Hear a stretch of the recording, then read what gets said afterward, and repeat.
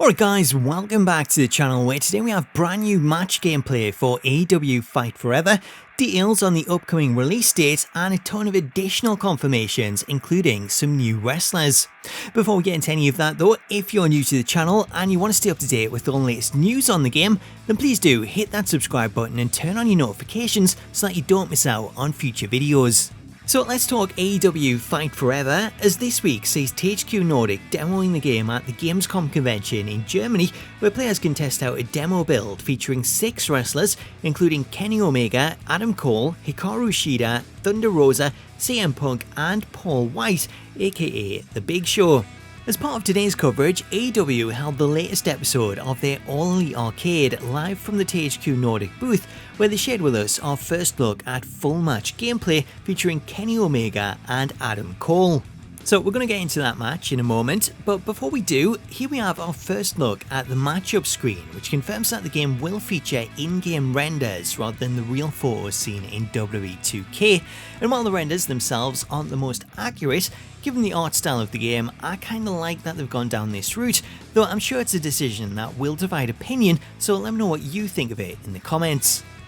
So let's jump into the gameplay, where first up we have our first look at the entrances for Kenny Omega and Adam Cole, both of which are only a few seconds long, as to keep with the fast-paced arcade feel of the game, the developers chose to go with short entrances so that players can get straight into the match.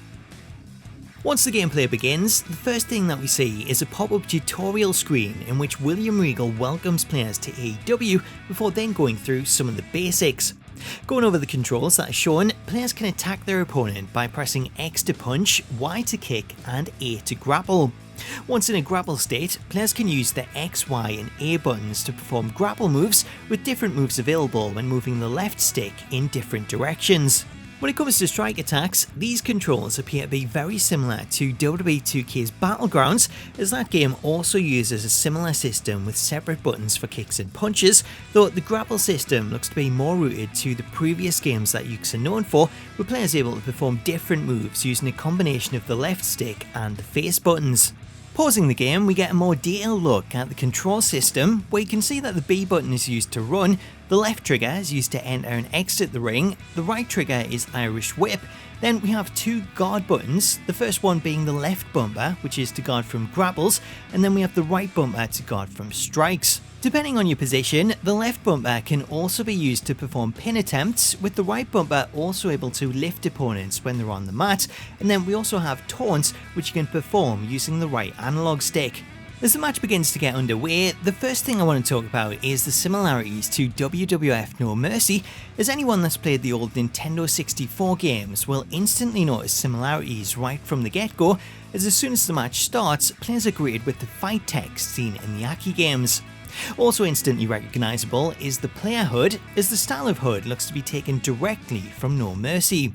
To explain how the HUD works, players will start off with a green momentum bar that will change size and colour throughout the match depending on the actions that you perform. Performing offensive moves will see the bar begin to grow and change in colour from green to yellow before eventually turning orange and reaching a signature state that allows you to perform a signature.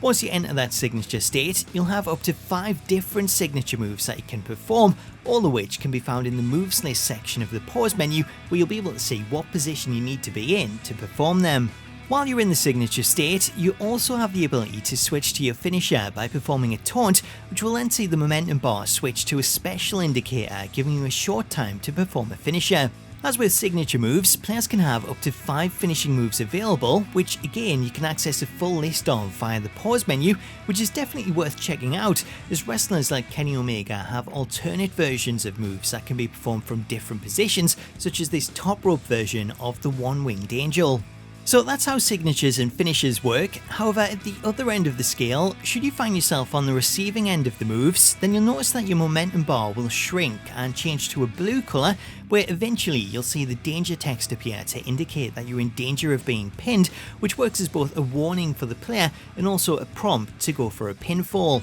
Speaking of pinfalls, the way to kick out of a pin attempt is to mash the face buttons to try and kick out before the 3 count, where depending on how late you kick out, you may see a custom kick out count showing you how close you were to being pinned, with this kick out coming in at 2.99. For the rest of the video, I'm going to let the footage play out as it is so that you can take it in while I go through some additional details, starting out with confirmation that players can play matches using the same character, such as Paul White versus Paul White, which is a feature that you don't generally see in more recent wrestling games, though it is an option that you'll have in AEW. Also confirmed, as we've seen in the previous trailer, players can play as men versus women, with one example of this being Adam Cole versus Britt Baker. Meanwhile, for players that like to simulate matches, CPU versus CPU matches are also confirmed, as this was announced as part of the live Q&A after the gameplay, so if you like to put on matches between the AI and see who wins, then that's another option that you'll have at your disposal. Switching over to audio, it was also confirmed that the game will feature some commentary, though rather than full commentary like we see in WWE 2K, AEW will instead feature limited lines of dialogue whenever big moves are performed, with the main reason for the limited commentary being that developers felt the commentary becomes too repetitive when you hear it over and over again. Along with commentary lines from Excalibur, Tony and Jim Ross, ring announcer Justin Roberts is also confirmed, as he can be heard during entrances and victory scenes, with audio also included for referee Aubrey Edwards. It was also revealed that some wrestlers will also feature audio clips when performing taunts, with some examples being Kenny Omega and Adam Cole. Moving on to match types, the question was asked about which gimmick matches that we could see, to which developers again confirmed the addition of the Casino Battle Royale and the Exploding Death Match, though one match type that doesn't look set to feature are cage matches. So there's a lot of good features there that are set for the game, but there's also a few that aren't currently planned that may disappoint players, as the developers have confirmed that players won't be able to share their creations, meaning there won't be an AEW version of community creations, nor is there any option to import custom music, though given the short entrances, that one's not really a big deal. One question I'm sure a lot of people will be wondering is about crossplay, and that was a question that popped up, though as of right now the developers have said that it's not something they've discussed, so I won't hold out too much hope for that at the moment. So that's a lot of the new info that accompanied the gameplay. However, the big question people have been asking is about the release date, which is something that they couldn't answer on stream. However, we do have a time frame for release, as prior to the event during last night's airing of AEW Dark, Excalibur, who was promoting AEW being at Gamescom, he announced that AEW Fight Forever is coming out this fall, meaning it should be released before the end of the year. So that's all of the new details coming out of Gamescom, but circling back to the gameplay, I'm actually really impressed by what's been shown, as fans have been crying out for a modern day No Mercy for years, and that's exactly what this game looks to be, as we have a game that plays like No Mercy but also incorporates the speed and arcade nature of Here Comes the Pain, which when you mix it together should make for a pretty awesome combination. I will say it's by no means perfect though, as there are still a lot of awkward animations and collision issues that need work, but the groundwork is there, it's just a case of you taking the time to perfect it. Anyway guys, that's all I have for you today, but stay tuned to the channel as I'll have more coverage on the game tomorrow, hopefully with some more new gameplay, so if you haven't already, please do hit that subscribe button for that and enable notifications so that you don't miss it.